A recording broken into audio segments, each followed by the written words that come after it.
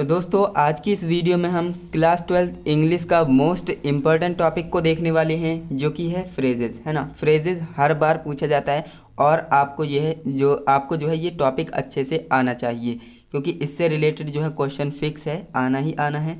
Idioms, one word substitution, phrases, है ना, homophones, ये सारी चीज़ें जो है मैंने आपको बता रखी हैं। आपको करना क्या है, चैनल पर जाना है, वहाँ पर आप प्लेलिस्ट को ओपन करेंगे तो सारे टॉपिक पर आपको वीडियो मिल जाएगी।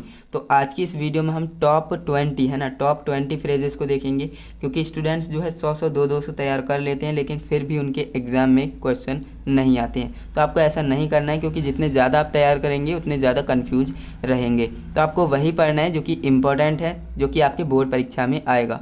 तो आज की इस वीडियो को कंप्लीट देखना है। टॉप के 20 जो आपके लिए फ्रेजेस बताएंगे, यहीं से आपको आपके एग्ज़ाम में क्वेश्चन देखने को मिलने वाला है। तो इस वीडियो को आप कंप्लीट देखिएगा। और फ्रेजेस को हिंदी में क्या कहते हैं, तो वाक्यांश कहते हैं ना। वाक्यांश के लिए एक शब्द है ना। तो आपको करना क्या है, इस वीडियो को कंटिन्यू एंड तक देखते रहना है। तो यहाँ पर आप देखेंगे जो आपका फर्स्ट फ्रेज है ना, काफ़ी आसान है और इसे आपको याद रखना है, जो कि है टू ब्रेक द आइस, है ना। टू ब्रेक द आइस, तो इसका मतलब क्या होता है, बातचीत शुरू करना। तो यहाँ पर मैंने हिंदी क्यों लिखी है, हिंदी इसलिए लिखी है जिससे कि आपको ये अच्छे से समझ में आए, है ना। तो टू ब्रेक द आइस यानी बातचीत शुरू करना, तो इसे भी आपको याद रखना है। इसके बाद जो आपका नेक्स्ट है, जो कि क्या है, दूसरा नंबर फ्रेज है, जो कि मोस्ट इंपॉर्टेंट है आपके बोर्ड एग्जाम के पॉइंट ऑफ व्यू से, अ मैन ऑफ स्ट्रा, है ना, अ मैन ऑफ स्ट्रा। तो इसका मतलब क्या होता है, बेईमान इंसान, है ना। बेईमान इंसान को क्या कहते हैं, अ मैन ऑफ स्ट्रा। तो इसे आपको क्या करना है, याद रखना है, क्योंकि ये भी क्या है, इम्पोर्टेंट है आपके बोर्ड एग्ज़ाम के पॉइंट ऑफ व्यू से। ओके। एंड इसके बाद जो आपका तीसरा नंबर फ्रेज है, जो कि ये भी काफ़ी आसान है और इसे आपको याद रखना है, break down. Break down, break down का क्या मतलब होता है, ब्रेक डाउन का मतलब होता है रो पढ़ना, है ना, रो पढ़ना। तो इसे आपको क्या करना है, अच्छे से याद रखना है। ये फ्रेज़ भी काफ़ी ज़्यादा पूछे जाने वाला फ्रेज़ है। ओके। इसके बाद जो आपका 4 नंबर पे क्या है, 4 नंबर पे जो आपका फ्रेज़ है मोस्ट इम्पॉर्टेंट है, तो इसे भी आप अच्छे से पढ़ेंगे, get into hot water. Get into hot water, तो इसका मतलब होता है मुश्किल में आ जाना, है ना, मुश्किल में आ जाना। तो इसे क्या कहेंगे, गेट इनटू हॉट वाटर, है ना। तो इसे आप अच्छे से याद रखेंगे, मुश्किल में आ जाना। हिंदी में याद रखेंगे तो काफ़ी आसान रहेगा आपको फ्रेजेस याद रखने में, है ना। इसके बाद जो आपका 5वां नंबर है, जो कि फ्रेज मोस्ट इम्पॉर्टेंट है, टू क्राई वो, यहाँ पर जो है लिखा नहीं है, तो इसका मतलब क्या होता है, टू क्राई। यहाँ पर मैं इसे करेक्शन कर दूंगा, है ना, जब मैं आपको पीडीएफ दूंगा, है ना। इसकी पीडीएफ आपको कहाँ पर मिलेगी, इसकी पीडीएफ मैं आपको टेलीग्राम चैनल पर प्रोवाइड करूँगा। इसकी पीडीएफ आपको टेलीग्राम चैनल पर प्रोवाइड होगी, तो वहाँ से जाकर आप क्या कर सकते हैं, उसे डाउनलोड कर सकते हैं और वहाँ से आप इसे पढ़ सकते हैं। तो मैं करूँगा क्या, इसे करेक्ट कर दूँगा। ओके, यहाँ पर टी होगी, लेकिन यहाँ पर मैच नहीं बन रहा है, यहाँ पर वर्ड कौन सा होगा मैं आपको बता दूंगा। तो इसका मतलब होता है झूठी मदद मांगना, है ना, झूठी मदद मांगना। तो इसे जो है क्या कहते हैं, वो मैं आपको करेक्शन करके आपको बता दूंगा। इसके बाद जो हम 6 नंबर पे आते हैं, 6 नंबर जो आपका फ्रेज है मोस्ट इंपॉर्टेंट है, स्मेल द रैट, है ना, स्मेल द रैट। अब इसका मतलब क्या होता है, गड़बड़ महसूस करना, है ना, गड़बड़ महसूस करना। तो इसे हम कहते हैं smell the rat. Okay, smell the rat, तो ये हो जाएगा इसका फ्रेज। इसके बाद जो आपका क्या है, 7वां नंबर फ्रेज है मोस्ट इम्पॉर्टेंट, जो कि है put words into someone's mouth. Put words into someone's mouth, है ना। तो इसका मतलब क्या होता है, ज़बरदस्ती, ज़बरदस्ती। ओके, तो इसका जो है फ्रेज क्या हो जाएगा, ज़बरदस्ती, आप याद रखेंगे। इसके बाद नेक्स्ट जो आपका है ना, 8वां नंबर, जो कि क्या है, 8वां नंबर मोस्ट इम्पॉर्टेंट है, be born with a silver spoon in the mouth. Be born with a silver spoon in the mouth. तो इसका मतलब क्या होता है, धनी परिवार में जन्म लेना, धनी परिवार में जन्म लेना। तो उसे क्या कहते हैं, be born with a silver spoon in the mouth. तो इसे आप याद रखेंगे।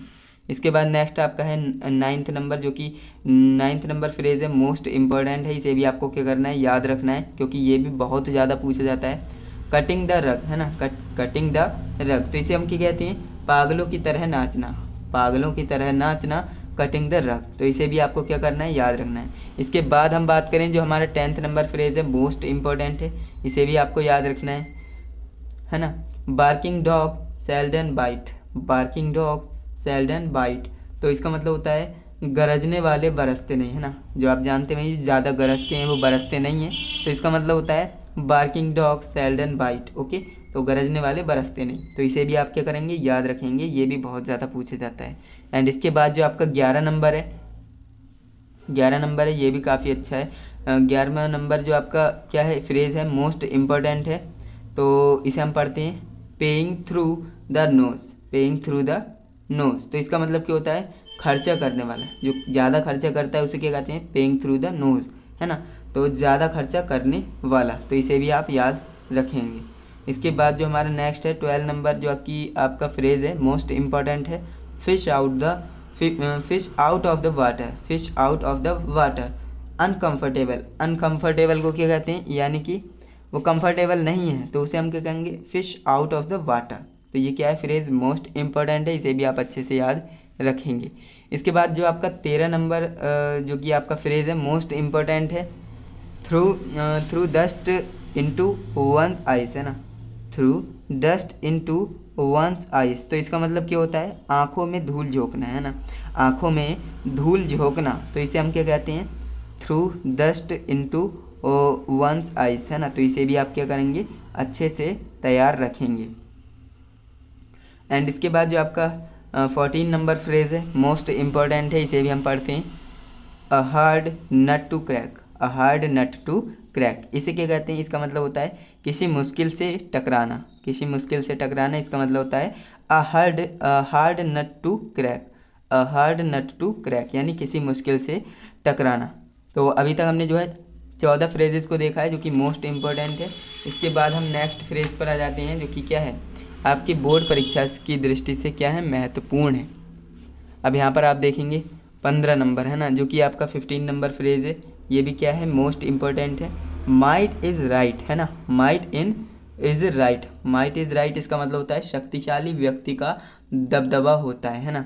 जो शक्तिशाली व्यक्ति होगा उसका जो है दबदबा होगा ही, है ना, ये तो ऑब्वियसली बात है। तो आपको करना क्या है, इसका जो है फ्रेज़ आपको याद रखना है, जी मोस्ट इम्पोर्टेंट फ्रेज़ है, माइट इज़ राइट, यानी शक्तिशाली व्यक्ति का दबदबा होता है ना, इस तरह से।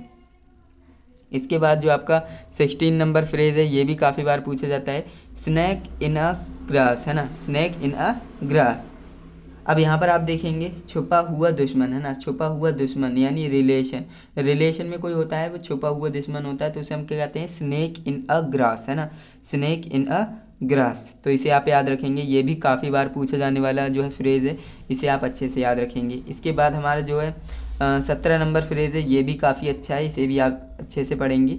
An early bird, an early bird यानी सुबह जल्दी उठने वाला, जो सुबह जल्दी उठता है उसे क्या कहते हैं, एन अर्ली बर्ड कहते हैं, है ना, बर्ड नहीं word, okay, an early bird, जो कि सुबह जल्दी उठने वाला होता है, ओके, इसे भी आप याद रखेंगे।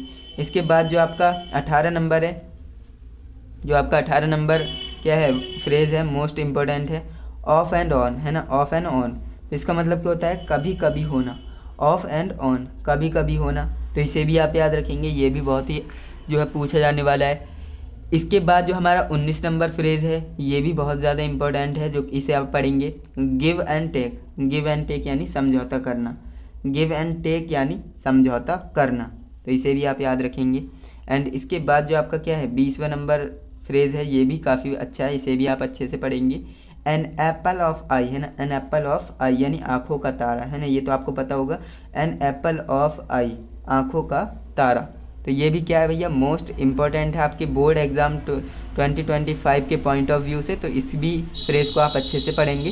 तो 20 तक हमने आज की इस वीडियो में आपको बताया था कि आपको जो है टॉप के 20 फ्रेजेस, है ना, टॉप के 20 फ्रेजेस इस वीडियो में मैं आपको बताऊंगा, और फाइनली मैंने इस वीडियो में आपको टॉप के 20 फ्रेजेस को बताया है। और अगर आप इन टॉप 20 फ्रेजेस को अच्छे से याद कर लेते हो तो डेफिनेटली आपके बोर्ड एग्ज़ाम 2025 में यहीं से क्वेश्चन देखने को मिलने वाला है, ओके।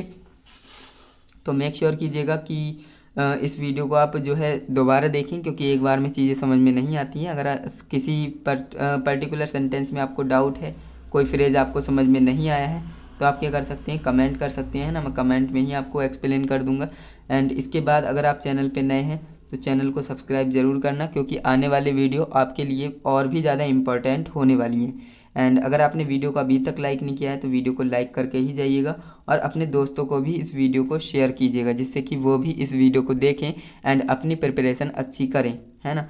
तो मेक श्योर कीजिएगा कि चैनल को सब्सक्राइब करिएगा और बेल आइकन को ऑल पर दबाइएगा, ओके। एंड जो भी मैं करेक्शन था इस पीडीएफ में, है ना, यानी जो भी सेंटेंस में करेक्शन था वो मैं पीडीएफ जब आपको दूंगा तो आपको जो है करेक्शन करके दे दूंगा। तो आपको करना क्या है, इसकी पीडीएफ डाउनलोड कर लेना है, बिल्कुल फ्री में होती है। कहाँ पर, टेलीग्राम पर जाएंगे, वहाँ से आप डाउनलोड कर लेंगे बिल्कुल फ्री में, ओके। तो चलिए दोस्तों, आज के लिए बस इतना ही। मिलते हैं नेक्स्ट इंटरेस्टिंग इन्फॉर्मेटिव वीडियो के साथ। तब तक के लिए जय हिंद, वंदे मातरम।